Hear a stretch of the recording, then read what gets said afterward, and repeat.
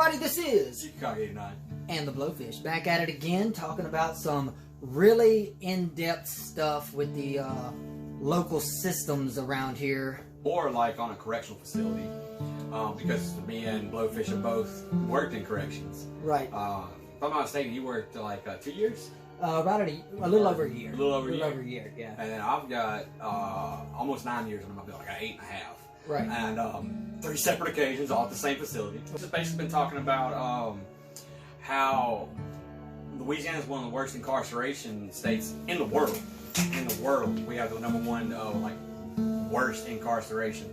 And working now in corrections, you can see why, and that's the biggest argument that we can bring to the table right now is we didn't work in a penitentiary, we worked at a correctional facility.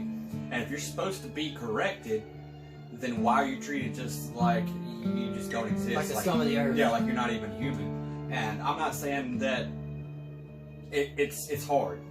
It really is, because there are people that deserve to be there. Yeah. And I'm not going to say that they people don't. mess up. Everybody messes up. Everybody messes up. Some people mess up worse than others. Well, the place we worked at was not really, it's not like they were hardcore criminals. You know what I mean? It's not like they're... Minimum security. Yeah, minimum security. You know, it was just basic drug charges and, you know, like very minute things, not anything too severe, but everything in the correctional part got threw out because... Completely thrown. Yeah, because overall they looked at it like a prison and not like a correctional facility.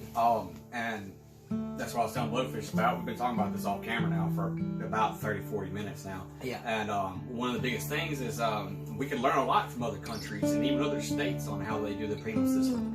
And there's a country, or I want to say it's Sweden, I may be wrong, they have a Netflix documentary on it. I watched a documentary. And I was telling him they have we call them reruns. Mm-hmm. Revolving doors. Revolving doors, you know. Guys that get out and they get reincarcerated. Yeah. Their percent on reincarceration is 5%. 5%. That is low. That is low. That means 95% of the people that leave that facility never come back. That's right. And in that facility, there's killers, rapists. I mean, they also... the whole 9 yards. Over there, they teach them trades and other things to help them build their... That's what a correctional facility is for. That's what it's supposed to be. Yeah. Well, you know... You come there to get corrected. Well, the one that we worked at was... Well, it was one of those things from what I heard, now I'm not 100% sure, so don't hold me to this, but they were getting grants for that stuff, but wasn't running the programs. No, it's because they pocketed all that. Yeah, yeah. And we're not going to say any names, but you know who you are, because you know who we are. Yep. And don't think we're stupid. No. And that's the problem, even with the guards, is they play you like you're dumb. They don't give you, they don't think you're smart enough to see through the bullshit. And see, this is what the craziest thing was, is I do have a lot of friends that are guards. They're still correctional officers. They still do CO work. I've had more friends as inmates, though, than I have as no doubt. No doubt. Half those guys up there, that's the reason they have that job, because they got bullied in school, and that's the only thing they know now is, oh, I'm going to do what everybody did to me growing up my whole life. I'm going to do it on somebody else now. They act a lot harder than they really are. Lord knows. Any one of those guys, you catch them on the street, they're going to curl away. They're going to crawfish. Yeah, they're going to crawfish. Yeah. I mean... I've met 3 guys now, and they've all come up to me and be like, hey, Sergeant Mike, remember me? And I'd just be like, literally, I'm like, here we go. Yeah. And I'm taking my hands out of my pockets. I'm thinking I'm going to have to throw some hands or something, just because, like, I'm a lover, not a fighter. Right. But I will fight if I have to. Right, yeah, well, I can protect myself at least. Anytime you hear that, what's up, Sarge? You instantly go down that dark road like, this guy's just trying to kill me. Yeah. I've done pissed this guy off on the inside, now he's out, and he don't care. Everybody, when you're a guard, everybody has their bad days. You know, everybody has bad and good days. I know him just like me. It was one of those things, like, I didn't come here to try to piss anybody off. I didn't come here to try to make any ruckus. Come here to be an asshole. I came here to get my 12 and go home. I came here to get my 12, do my job, and go home. Get paid and go. That's literally it. I didn't look at it as, and the reason I didn't look at it, I guess you could say, as a profession is because when I first got into it, it was different. And I actually had a heart for it. I really believed, like, I was reaching out to people and trying to help them. Yeah. And then it just got to a point where, like, you can't even do that anymore. No. Because then you get labeled as, oh, well, you're bringing something in. That's right. You're bringing drugs into them. Just because you're tight with them, huh? Just because you're doing what a guard, what I'm not going to say a guard, I'm going to say a correctional officer. A CO. A CO is supposed to do. My job as a CO is to make sure, A, you don't leave the facility until it's time to go. B, my job is to make sure that you are corrected enough to maintain in normal society by the time you get out and don't come back. Exactly. So that way, instead of that's all you know, and I think that's the number one, like one of the biggest problems these days in America is with our incarceration system is there is no hope for those guys. Once you're in there, you're in there. Yeah. It's a machine. Especially in Louisiana. It is terrible. It is terrible. I've seen guys come in for a DWI and leave and then come right back and they got 8 years on a DWI. Oh yeah. Oh yeah. And, you know, for a lot of people that don't know it, it's 3 strike rule. You get 3 felonies, that's a wrap. Yeah. You're going to jail for life. That's it. And it could be a DWI. It couldn't even be, you couldn't even have killed anybody. Yeah. It could be just small bullshit. It could, I mean, literally anything. But 3, that's a wrap. You're out. 3 strikes. And that to me already is bullshit. Well, I mean, when you've got, and I'm not trying to bring it off subject, but you know, marijuana is becoming a big thing right now. You know, like it's taken over. Everybody's, you know, if you're not smoking it or doing it or vaping it or whatever, you know somebody who is, and somebody that's helping with cancer. You know, it's all kinds of good things. But there's people sitting in jail, rotting in jail. And literally, they got drug charges, but the only charges they have on them is marijuana. Yeah, basic little pot charge. Well, tell me what that's right when it's trying to get legalized everywhere right now. Exactly. That's not right. That's not okay. It's gonna get to a point to where they start knocking. I mean, I think it's already got to that point to where they start knocking out charges for anything less than like. I can understand if you were Pablo Escobar in it. You know what I mean? Like pounds and you are thousands the man. Yeah. Right, I can understand that. But to me, see, like you said, that's a whole different scale, though. Exactly. Than just like Joe Blow that he don't know no better. You know, it was brought up in his environment. Well, you got kids, bro. You got kids that are 18, 19, 20 years old. They're young, and they got stopped for, you know, less than an ounce of weed or whatever. And now he's literally got to pay the rest of his life. Yeah. He's got to do 25 flat. And not only that, but for the rest of his life, no matter where he works, labeled. he is labeled. He is labeled as a drug head. He's got a charge, possibly a felony, you know, just whatever. And now he's got to come in and deal with all the stuff inside while having to worry about what he's going to do when he gets out. Readjust the life. Yeah. And I think that gets lost a lot in translations because, like, prison is completely different. It's a completely different animal, like, than what you see on TV and in these documentaries. Like, you don't see all the bad shit that happens because it doesn't happen. And I'll put it in quotation marks because that's literally how we were taught. Well, let's just put it this way. There's a lot of trips and falls inside of jail. Inside of a correctional facility, prison, whatever the case may be, inside a detainment camp. And the first thing that you learn when you're job shadowing, when you're on, because you know you're on a job shadow your first week there, you don't even get a key in probation. Probationary period. One of the first things that I ever learned 8.5 years ago about corrections is if it didn't go on paper, it didn't happen. Exactly. Period. Yep. Nobody dies at the facility. I don't care if that dude's been dead 12 hours on his rack. He didn't die there. He died in route. That's right. Every time. Every time. They could have pulled him out on a gurney with a sheet over his face, but he I didn't die have here. pulled a man out off a rack. Rigor mortis had set in. That's how long he had been dead there. He died en route. Now you tell me, Miracle, well, that's fair and that's right. Yeah, and now that you know their family's got to find out that they passed away, and they're basically lied to. And they are lied to. I mean, you can't, and with a straight face, tell me that they're not. You know, like I'll put it to you this way: I never had to make that phone call because I told my lieutenant straight up, I'm not going to be that guy because I will tell him the truth. Well, yeah. I will tell him that he was neglected and not given proper medical attention, and you shunned him and wouldn't do nothing with him, so therefore he died on that rack. Right. After he told you there was a problem. Yeah. He told you he was having issues, and now I know we're talking about all the bad stuff that goes on in jail. Now, it's not all bad. No, and it's not. It's really not. Like I will say, just for, I would say 80-20, 70-30, something like that. It's not all bad. I'd probably say like 60-40. You know, like 40% of the time, it's a good day. You have a good day, you'll joke and cut up, and everybody's in a good mood.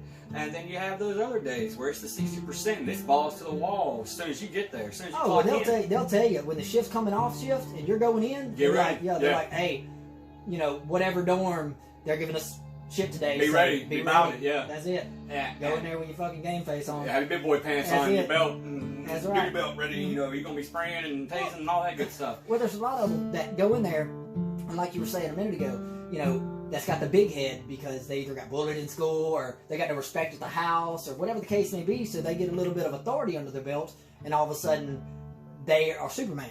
They're super police. That badge all of a sudden dictates everything they do in life. Exactly. And as an inmate, it's not like you cannot listen to them. You have. I mean, you're there with him. Exactly. And here's the biggest thing is whenever I was working new dorm or when I got off probation and I started doing my own dorm, started handling my own business, I'd always tell my guys whenever I walked in the dorm, I'd introduce myself and my name's Dept.Of. If you have anything that's serious and you need to actually get something done, I will try to help you. I cannot, however, guarantee I'm going to be able to help you because I'm the only one that wants to help. Right. And if I can't do anything because I'm a deputy, and even as a corporal, sergeant, lieutenant, you still don't have any power. Yeah. Even though you think you do, you still don't because the warden runs the facility. Well, I mean, when I was up there, like I said, I stayed up there a year.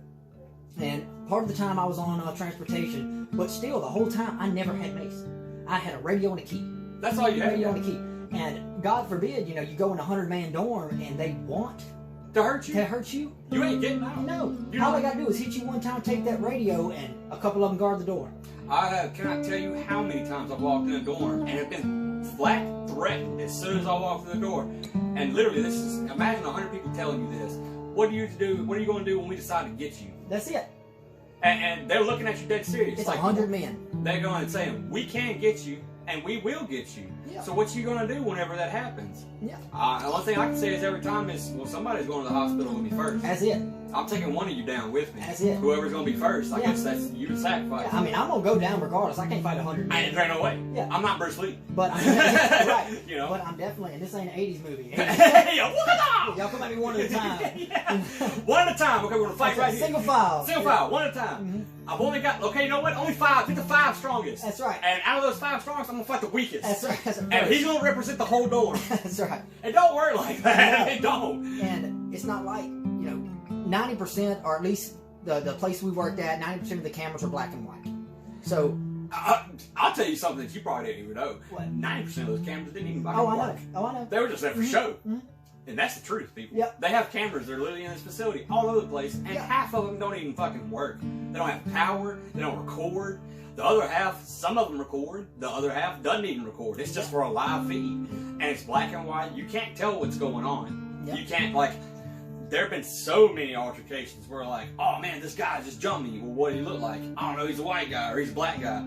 You gotta be a little bit more specific. Well, you go back on the camera and look. Yeah, how am I going to tell on this grainy ass 90s camera? Well, I'm thinking they're all in jumpers. And if they're not in jumpers, they're in sweats and white t-shirts. And you get, let's say, majority of the dorm is black guys, okay? Or white guy, whatever. You see that on camera, and the cameras are up on the roof. The cameras are looking down. So, in the first of all, you're not getting a facial profile. Well, you're just getting the top of their head. Exactly. And at the place we worked at, everybody got the same haircut. Everybody got the same haircut. Buzzed, basically, to the scalp. Bald fade, baby. That's it. Everybody got the same haircut. Bald fade and mustache. That's the only facial hair you're allowed to have. 90% of the time, if you saw something like that on camera, unless you saw everybody looks the same. Exactly. And if you're in a dorm when something pops off, it is so fast, folks. It is so fast. In 5 seconds, you can have a guy literally bleeding to death. Oh, yeah. That fast. Yeah. And it literally, you can turn your head. That guy just got shanked. You turn back around, he's laying on the floor bleeding. Bleeding to death. To death. Yeah. And you have to rush over and save him now. And then you have to call backup and wait for your backup to show up. Yeah. And then, and by that time, he could have almost bled out, you know? I mean, there was an instance. I'm not really allowed to talk about it too much because it's a big case around here. Right. But so no names. But there was a cat that tried to commit suicide up there. Yeah, and it was really sad. I'm not gonna lie, folks. It was really sad. His wife had left him. He got caught up on some bullcrap charges, but he still had to serve his time. And it run concurrent with his old charges, which weren't bullcrap. So he had to actually do his time. Well, his wife and like 6 kids left him. She took all custody away from him. I literally looked away for 6 seconds to do some paperwork. And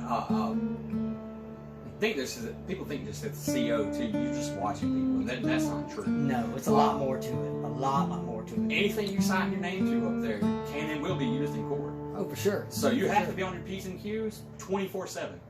the whole, like, I don't care if you're working 16 hours, 12 hours, the legal limit 16 hours. Right. We both worked over. Oh, for sure. It's like, if you're not on top of your crap, you could get the shit sued out of you. Oh, yeah. And that facility's just going to let you get sued. They all say they're going to back you 110%, and you don't have to worry about anything. That's a bold-faced lie. And that you're talking about having a lockdown cell? Yes, having a lockdown and a mandatory. He was under suicide watch. All right. There's no cameras. There's no cameras in a lockdown cell. No. Or most of them. And the two that we used for suicide, one actually, the camera did work. I will give him that. On A-Hall? On A-Hall, yeah. One did work. Yeah. The one in the other cell, it cut in and out. Yeah. Like you can't really watch. Like I know there's, like we're saying, we're not dropping any names, but I know a bunch of times that some inmates' minds got put right. Secret Pro. Yeah. Yeah, Secret Pro meeting. Come Jesus meeting. Yeah. We're gonna talk about. Come in here. We're gonna talk about Jesus real quick. That's right. Yeah. See, back in the day, we used to use the broom closet. Yeah. I'm not gonna lie, folks. Like I've been the big. I'm not a big guy. I'm not an intimidating guy. But we were called the Goon Squad at one point up there. Because when we come on shift, people knew that we wasn't taking no shit. You want to be dumb and give us a reason to hurt you? Right. Well, then we're gonna go that route. Well, when there's only 5 or 6, 5 or 6 guards in the hall. Period. For 720 guys. Yeah. You have to be hard. Yeah. You don't have a choice. I'm not that type of person. That's why I didn't love the job anymore. I'm too kind-hearted. Yeah. And I just got to where I couldn't do it no more. And I was telling Blowfish here, the story I was talking about, the cat that he almost killed himself. I will say that he lost maybe 2 or 3 pints of blood. Like he barely had a pulse by the time we got in there. But in 6 seconds, he had went down both his arms with a razor and started slinging blood all over the cell. Had wrote "I love you," was writing "I love you" on the wall while his arms were bleeding. While he's dying, and he literally collapses as he's writing the "U" on you. And he falls out on the floor. Code 3 medical. You rush in and you do what you can to save him. And I will say, he did get saved. He did his time. He got out, and he actually became a productive member of society. But that was by his own initiative. Right. That wasn't from the correctional facility. And you saved which him is our job. You saved him with strictly super glue. With strictly super glue. Yeah. And thank God for that. There's so many lawsuits that could happen at that place. Well, so many. Put it this way: you're the first one that goes in, and he is basically on the floor dying. You are the rapid response. That's it. You are the RRT. Yeah. That guy's life is literally in your hands. Yep. You got to think on your feet, quick. Even if a facility is 2 minutes down the road from the hospital, okay? Now, I will get that most of you won't admit that, yeah, you're gonna, not give sympathy to the guy just because he's an inmate, but you'll be surprised at how often that does happen. I have watched a man literally have his head gashed open and I can see his brain hanging out. He's still alive and functioning and talking, and it takes an hour and a half for the ambulance to get there? Yeah. And we're 4 minutes from the fucking hospital? A 4-minute drive? Yeah, he could have walked to next door to the hospital. I literally could have put him in my truck and drove him over to the hospital. Right. But because of who he was and where he is and who he is, he's not priority. Right. Your brain is hanging out of your skull. I'm pretty sure anywhere with common knowledge, you're priority, bro. Miraculously though, like, surprisingly, I will say, most of the time up there, I've never seen somebody actually die from another person though. Right. I've seen them almost die. Plenty of people almost I've seen most people get stabbed up. Yeah. Like, I've seen a guy get shanked 62 times and be like, yeah, I'm fine, man, whatever. Yeah, put some stitches in it. It'll be fine. Right. Like, no, you gotta go to the hospital and get x-rays. Well, see if you're internally bleeding. Yeah, well, I mean, that... Just because you say you're fine, you're in shock right now. You don't know if you're fine. You don't know how many diseases and everything else, and if you go in the dorm with an open wound... Yeah, dude, like, that's just 60-something stab wounds that could set up staph and ass everything can else. get staph, hepatitis, AIDS, like... Right. And I will say that factor of it behind it too. As a CO, you're not supposed to know if they have any contagious diseases. You're not supposed to know if they have AIDS. You're supposed to treat everybody like they have it. And the same. Well, the thing is, and I'm sure you can attest for it, we knew who did and who didn't. Oh yeah, for because sure. they told us. Yeah. But here's the thing: I never treated anybody any different. No. I'm not gonna go in there and have gloves on, shaking one guy down, and then not wear gloves, shaking another guy down. Right. So I just come to the conclusion: I just wear gloves all the time. Well, that's smart. Yeah. Yeah, it's better to be safe than sorry. I've never hurt anybody's feelings. You know? Yeah. You know, and I mean, like, you're thinking, well, they're inmates, man. Who cares? They're still human beings at the end of the day. I look at it like this. Okay, you're going through somebody's box, you're going through somebody's rack, you're going through all their stuff, you're touching all their personal belongings. You really think he wants all your germs on top Exactly. of that? If he's a clean You guy? done went through and searched 100 other racks prior to his. And he can be the last guy, and your hands are covered in gunk all over exactly, the gloves. exactly. I mean, it's literally dirt and grime and semen and it's what it is. it's everything. What's this? You find a feet, you're just like, oh yeah. A crusty rag, you're like, oh, get that out of here. Yeah.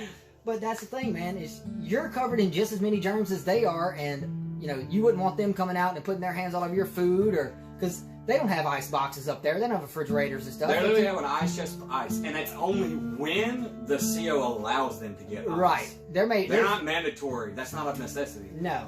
They have TVs and they have phones. The only thing that's a necessity is the TV. Yeah. I mean the phones. Sorry, not the TV. Yeah, the TV. No, they take that every other day. Every other day we take that. But that's just like a punishment measure. It's like, okay, you want to fuck with us? It's not a privilege, so we'll just take it from you. Well, that was the deal. Like, but it's a quick way to get some act right, and it doesn't.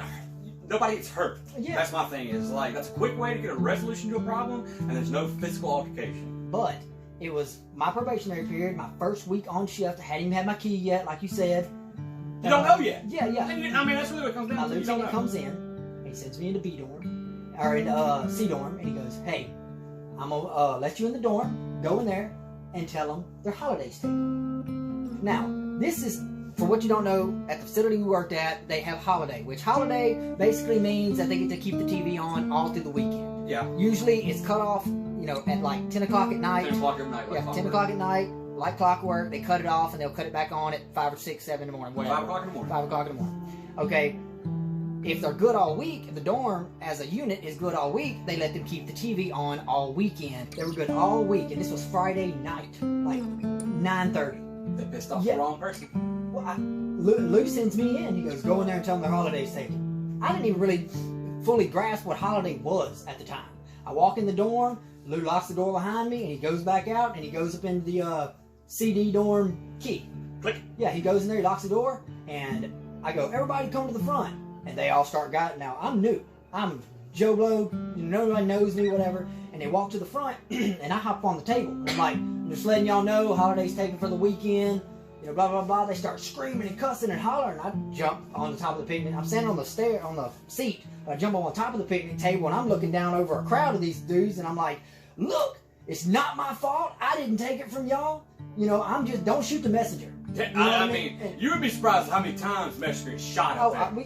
Yeah. I mean, I learned quick. Yeah. But yeah, that's why he told you. Yeah, but Lou was proud of me that I didn't back down. I didn't try running for the door. What that was a test. Oh yeah. I mean, he told me later. Yeah, it was a test. I was locked in the dorm. I didn't even have a key. I didn't have nothing but a radio. And I'm in a dorm with 100 people that I've never really met before. And the only time that I've been in the dorm prior to was with another guard doing count or doing bed books or whatever. Whatever it may be. Yeah. And then they don't even have protection. Like I worked there long enough to actually achieve rank. Right. All right. When I got promoted to corporal, one of the first things you're supposed to get is CO2 spray. Mm-hmm. You're supposed to get pepper spray. I got corporal on transportation. Transportation. But But that that's was mandatory. Yeah, you have to be a corporal working Right. on transportation. Right. Which that's not really like a dirty thing, because like it's more like a legality issue. So it's not like well, you're taking jumped ahead inmates of- off the facility Yeah. by yourself. Like you have to have rank. Yeah, yeah. Otherwise, it's just if something legally comes up, you get Yeah, you screwed just got a so random fast. deputy taking people. Yeah. Oh my God, yeah.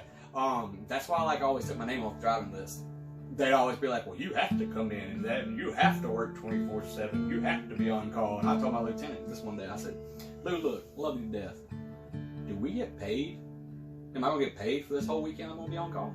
And he said, well, only if you come in. I said, so what you're telling me is, in the state of Louisiana, by the workers' guidelines, is you're gonna illegally put me on 24/7 mandatory work. No, I told him then. I was like, you have to. I mean, any job that puts you on 24/7 you have call. to pay me. Yeah, you have to pay me to be sitting by my phone. I can't make On any call. plans. I can't go out. I can't do Exactly. anything because I gotta sit by my phone in case they call. That cost a big sting. Oh, I bet That really so. did. That really did Oh, I cost a bet big so. thing. You know what it finally got down to? What? I was the only one chef that never had to work mandatory weekends. Really? I'd have to do 24/7 thing. Because I told him, I was like, okay, I'll tell you this scenario. Yeah. You call me, and I'll tell you I can't come in because I've got plans. Because you don't pay me to be on call. You don't Right. pay me to sit by the phone and wait. You're not going to pay me when I come in. Yeah. Okay. So here's the thing. Here's the thing.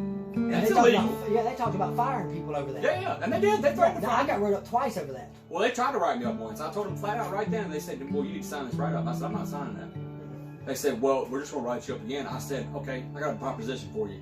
You're not going to sign the first one, why would I sign the second one? I'm not going to sign that one. And secondly, just on the first one, just right out the gate, just off the first one, I can go talk to a lawyer. Oh, so yeah. do you want to rethink what you just fucking threatened me with? Yeah. Because they think you're ignorant. Yeah. And I will say... They bully you into doing what they want. What they want you to do. And that's not one thing about being a CEO that you have to learn really quick is if you're not fucking high on the totem pole, if you don't have rank, you ain't shit, you ain't never gonna be shit, and you gotta listen to what everybody else tells you. You're more or less, they look at you like the inmates. Yeah.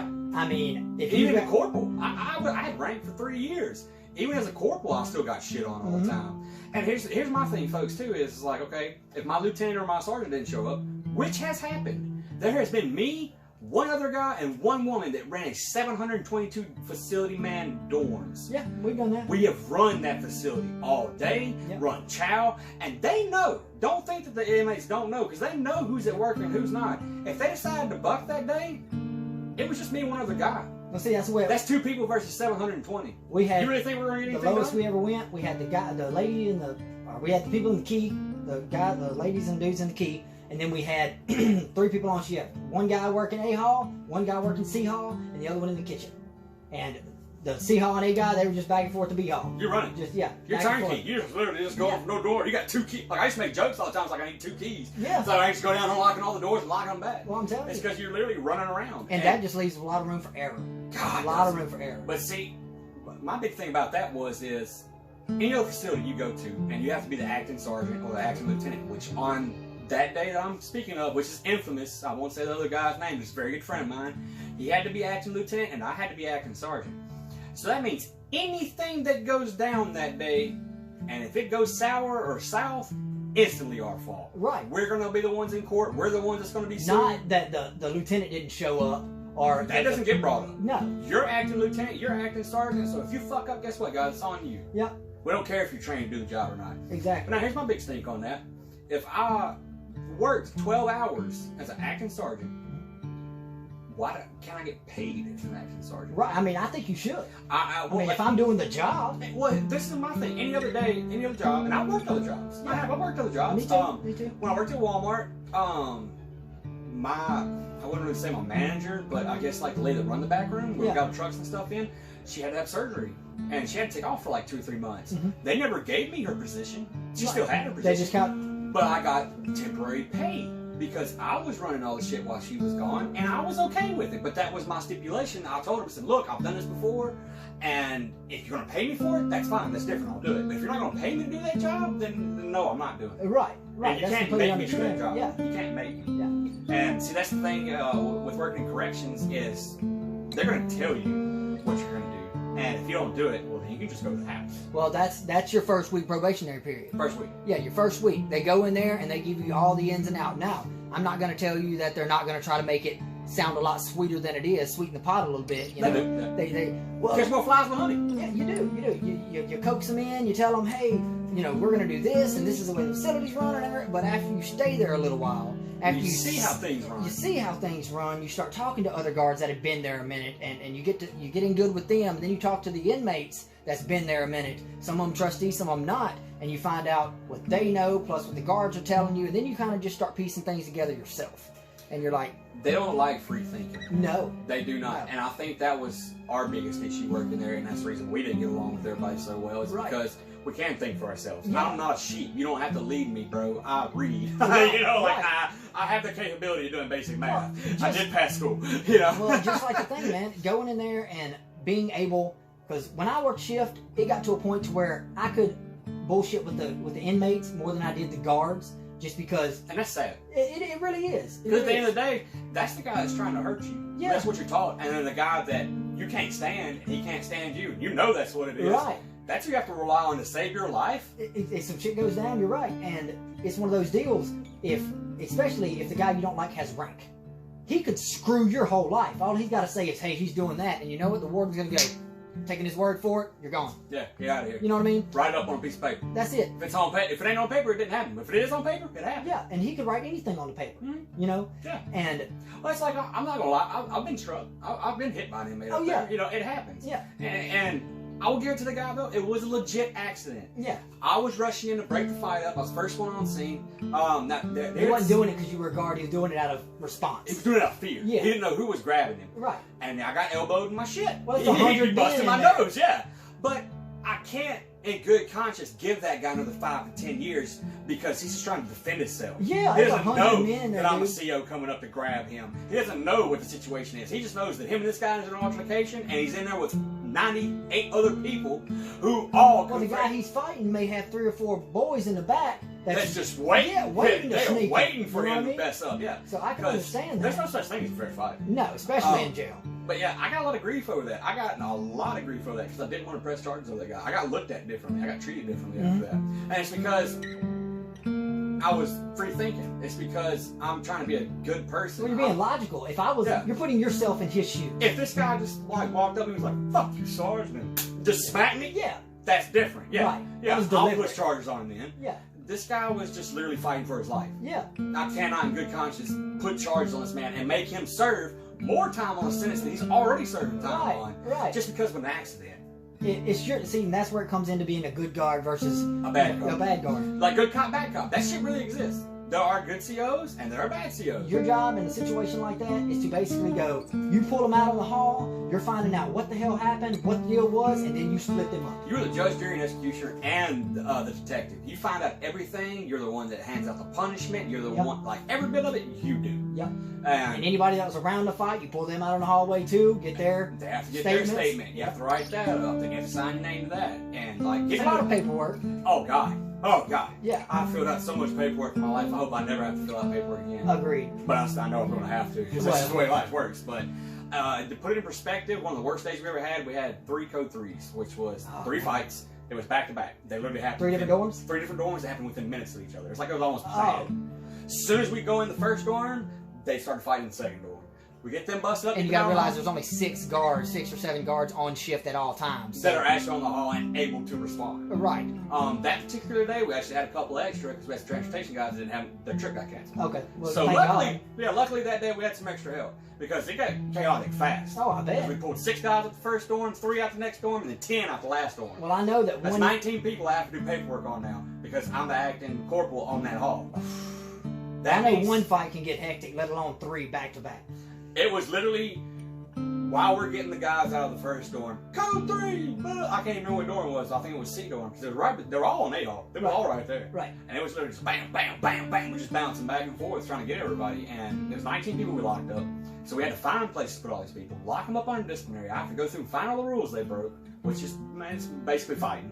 I mean, And you got to realize that this facility we're talking about, we're not dropping any names, like I said, but there's only certain amount of lockdown cells for fighting and disciplinary, they're whatever. 19. Yeah. 19. Where did y'all put them all? Y'all just split them up? I We mean- just started sticking them in cells. Just started stuffing them in Lockouts? sardines. Yeah. Okay. You have what's called a fire marshal. It's going to come in and our facility that we used to work at could legally hold 720 people. However, in the case of an emergency, you can go past that cap limit, such as when the hurricanes hit. We had like 20 dudes stacked in one 2-man cell. Their dudes literally sleeping on top of each other. Jesus. That was chaos. Well, I know that majority of the time there was guys in the dorms, 100 men in a dorm, 100 bunk beds, but there's also guys on mats on the floor. Because legally, you can have 102 men per dorm. Because you can have 100 people in dorms, and you can have 2 people that are not blocking exits on cots. Right. And that was Sometimes they didn't even give them cots. they were just sleeping on the floor on Yeah, mattress. right. And the mattress folks are like, I know you probably can't see, but they're like stupid things. Yeah, they're like it's maybe an basically inch thin. That, like the term sleeping on metal, that's where that comes from. Yeah. Like you're sleeping on metal. You're not sleeping comfortably. Yeah. The only time you're sleeping comfortably is if you have a It's no more than no this. thicker than that, It's yeah. no It's no thicker thicker than a than cigarette that. pack. Yeah, about. And if an you're inch or lucky so. and you have and I say lucky, like you have a illness or a condition where you're physically fucked up, and I say you're lucky is because you get a second bunk pass, and that means you can have 2 mattresses. Yeah. But then again, that's still just taking 2 mattresses that's like that and sticking them on top of it. Right. It's like stacking paper. Yeah, like it's not really still helping. Well, there's a lot of people that came in there and they stopped doing it while I was working up there, but come in with a bunk pass. To Yep. where they have to sleep on bottom. Bottom, because they can't climb. Right, because they can't climb. It's physical issue. Yeah. I mean, there's been a guy that was getting down off his bunk, broke his leg. Hmm? You know, trip, fell, whatever, broke his leg. Messed his crap up, yeah. Right, had to rush to the hospital. But it's one of those things, it's like, even with that bunk pass, you still got to go inside that dorm. Even if you tell the dorm rep, or you tell the guard, or whoever, hey, I've got this bunk pass, I can't climb, blah, blah, blah. You still got to go in there and kick somebody out of a bunk. That comes with the turf. I had a guy one day, all right, he was a good, close family friend. Mm-hmm. He wound up getting locked in C dorm one day, and me and him got to bullshitting, you know, because I didn't realize it was in there. Yeah. At first, you know, and then he finally recognized me, and we started catching up and crap. You know, like I grew up roping with this guy. Right. Like, you know, like, because we used to ride horses and rope and do barrel races and all that. Like, I grew up with him. Right. And like last time I saw him, I was like 14, 15. You know, it was Yeah. like the last time we actually went roping and did anything with horses. And we and him was having a real serious conversation. He was asking about the family and stuff. And Yeah. of course, you know, like, Just catching up. yeah, I mean, just casual, just Yeah. bullshit. One of the biggest things, he asked me that day, he said, hey, I got a guy that's giving me problems in here. He keeps fucking with me. Yeah. And he said, he don't know who I am. And he said, and that's fine and dandy. He said, I just want to know what's going to happen when I finally snap. Oh, yeah. And I told him flat out, I said, look, you're a close friend. I said, but I can't show you any favoritism. Yeah, like, we come in whenever you go for him. I said, do what you got to do. I said, don't get handle wrong. your business. Yeah, but like, it is what it is. And that's the way it works in prison. So when I hear the bad mouth, even the correctional facility that we worked at, because I do know it's changed. And I will say that it has changed a lot. A whole lot. Mm-hmm. But in my 8.5 years, just my first 2 years there, I've seen enough crap to shut the doors on that place permanently. Oh, for sure. Like, he only worked there for 1.5 years. Yeah. Or a little over a year. Yeah. He saw enough to get that place shut Oh, down. for sure. And like, it's mind-boggling how this still happens, and this is what they fight for, and, you know, I guess you could say in the political race. But we were guards, and we seen a lot of crap go down, and it's one of those big issues that our job as correctional officers, or as guards, or as even cops, or whatever the case may be, whatever kind of enforcement you're at, your job is to help. Your job is to help the society, and even if they become inmates or become arrested or whatever the case, they're still members of society. Our job is to help them correct themselves so they don't get back out on the street and go do back the same shit again. Go back to the same Yeah. ways. And that's basically the biggest point we're getting at, is that even though we did this for a long time, I guess technically I can say I made a profession out of it. Shit, I almost had tenure. Yeah. And to do something for that long and to put up with all the crap that happened, it causes problems.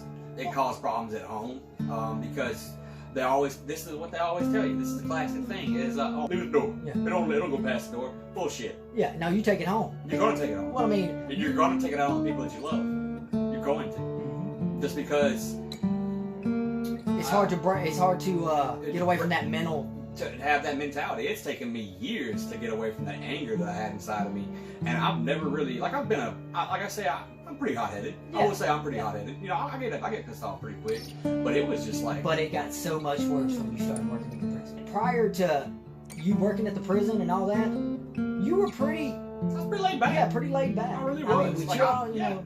Like, I've had people come to me and try to start stuff with me, and he's saying, I've just been like, Yeah, whatever. yeah, You're like, not worth my time. Yeah, you're not worth it. And like now, it's just like I have this pride, this unbridling anger. It's like, where did that come from? They mold that mentality into you, like It's literally beating just into like you. just like you said, when you go into the prison and you first start working there, what they tell you is they're bad, we're good. They're evil, we're good. Yeah. We're justice. That's right, that's right. We're justice. Our job is to make them mind. Not our job is to correct them and help them. That's to be a correctional officer. Yeah, and actually help them as a person. Not as a guard, not as an inmate, just person to person. Our job is to make sure that you understand why you're here, you stay here while you need to stay here, and then you straighten yourself up per our help and are okay when you get out. And hopefully we don't see you ever again. Exactly. And see, that was my number one thing is I'd see a guy and he has all potential in the world. Yeah. Like, he's a young cat. Dude, there's he's so much talent. Skilled. You know, There's he so actually much has talent. a talent. And, like, I'm getting chill bumps thinking about it because I know at the end of the day when he gets out, he's coming back.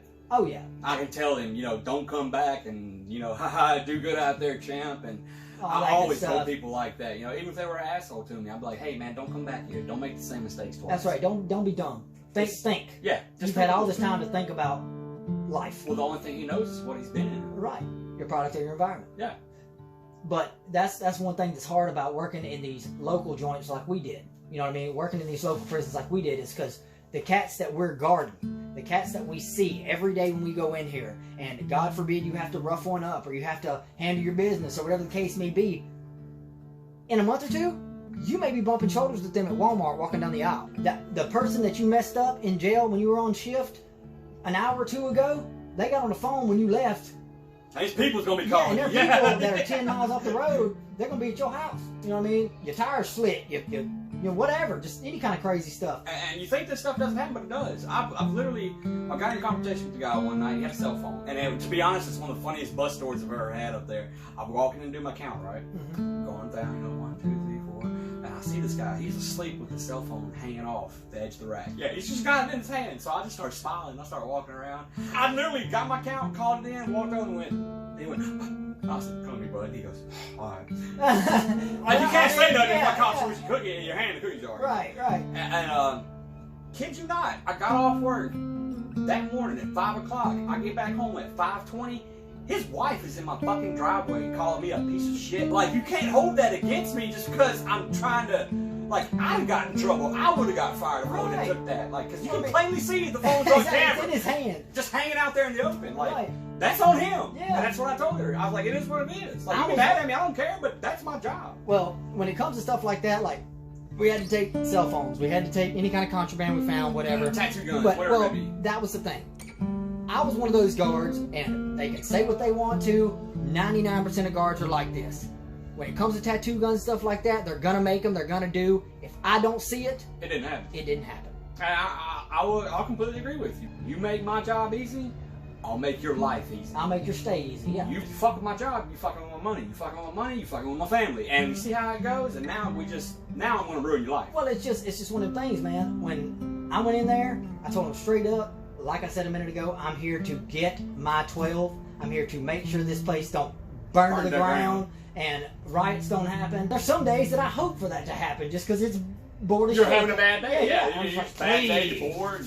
I'm not gonna lie, there were days like that. You're right, where you're just looking for shit. Like you're wanting something to happen just because it's that fucking boring. Well, that and you'd rather have a physical confrontation than have an actual conversation with somebody. Perfect example.